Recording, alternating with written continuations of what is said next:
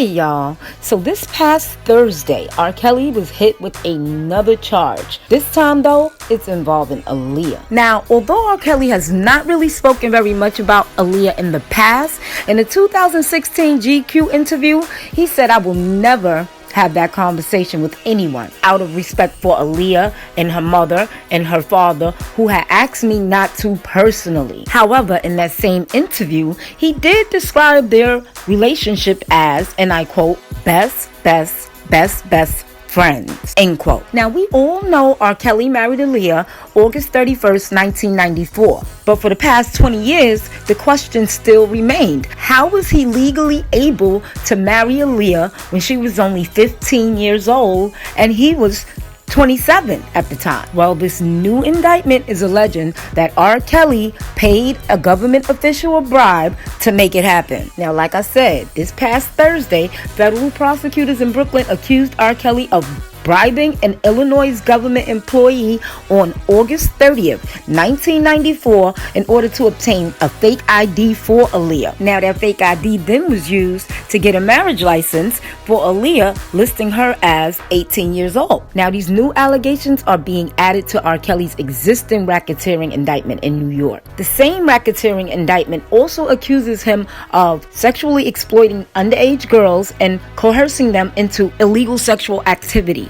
This year alone, R. Kelly has been charged in several jurisdictions on allegations that he sexually abused minors. Now, in the indictment, though, Aaliyah is not mentioned by name, but rather Jane Doe number 1. Now, in this investigation, prosecutors have obtained the marriage and annulment records for R. Kelly and Aaliyah, as well as Aaliyah's birth certificate. Now, this new indictment didn't specify what government agency took the bribe, but it does mention the Illinois Department of Human Services and the Illinois Secretary of State. Now, can we be real for a minute, y'all? We all know what sparked all of this, that Surviving R. Kelly documentary.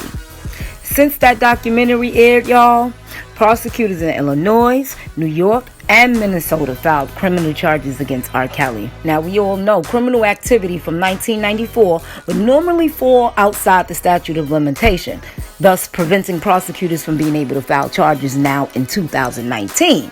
But because R. Kelly is being accused of leading a criminal enterprise in the broad racketeering charge in Brooklyn, prosecutors are allowed to introduce acts from any time period that were part of their alleged conspiracy. Now, I don't know if y'all remember, but this statute was created typically for people like mob bosses like John Gotti and Gambino and them. But according to the feds, R. Kelly's associates arranged the travel and hotels of the women. But once they arrived, they had to follow strict rules by R. Kelly. Rules like calling him daddy or asking his permission to leave the room. The indictment even alleges that he purposely isolated them from their friends and family so that they would need to depend on him financially. But one of R. Kelly's lawyers, Douglas C.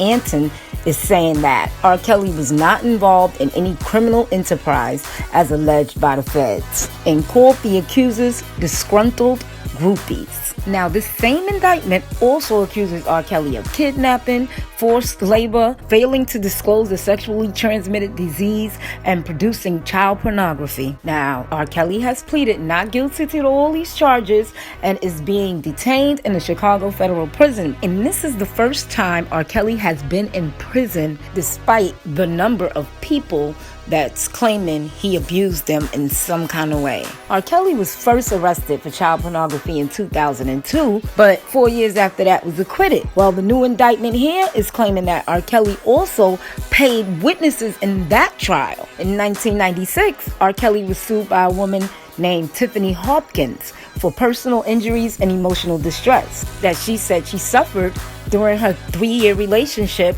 with R. Kelly. In court documents, she said that she began sleeping with R. Kelly in 1991, which would have made her 15 and him 24.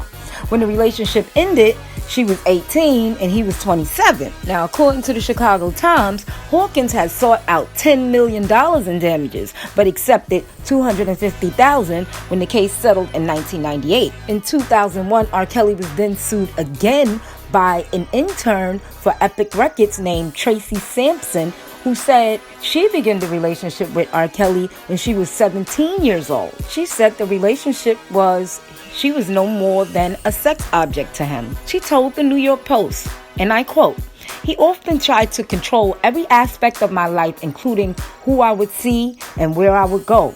End quote. Now that case was also settled out of court. April and May of 2002, R. Kelly was then sued a third time by a woman named Patrice Jones, a woman who claimed she was pregnant by R. Kelly and forced to have an abortion.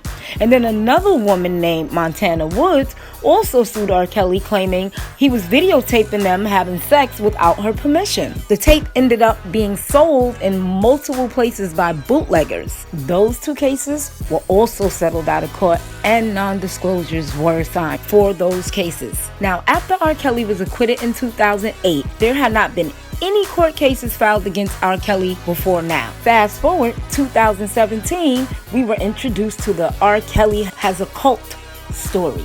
This all started with a detailed report by BuzzFeed accusing R. Kelly of taping 6 women in his cult. Although in the article, all the women were claimed to be of legal age. Parents of Jocelyn Savage, who said that their daughter was being held against their will. Now, Jocelyn had came forward and talked to TMZ during this time, saying, and I quote, "I am not being brainwashed or anything like that," end quote. But at the same time, at the time, she would not reveal what was her relationship with R. Kelly. Now, after that whole BuzzFeed report, Johanna Pace and Kitty Jones, among other women, started talking to the press about how R. Kelly mistreated them during their long relationships. 2018, the hashtag Mute R. Kelly was created and the internet went crazy. The documentary, icing the cake, and now we have R. Kelly in prison. I don't know about y'all, but I hope they televise this trial. Like, I would love for people to get the full details of what's going on, because this seems like it's a lot, and it seems like I don't know who he pissed off in power, but boy, oh boy, R. Kelly, they ain't playing. They is pulling out every stop. If you didn't pay a tax bill, they gonna bring that up. You better, ooh boy. But what do y'all think about all this? Do y'all think the nail is in the coffin for R. Kelly? Or do y'all think he might get off? He supposedly have a dream team, y'all. So I don't know. We gonna see. Leave a comment below. Like this video. Definitely subscribe. And I want y'all to make sure y'all definitely check back for all that and some more. Peace.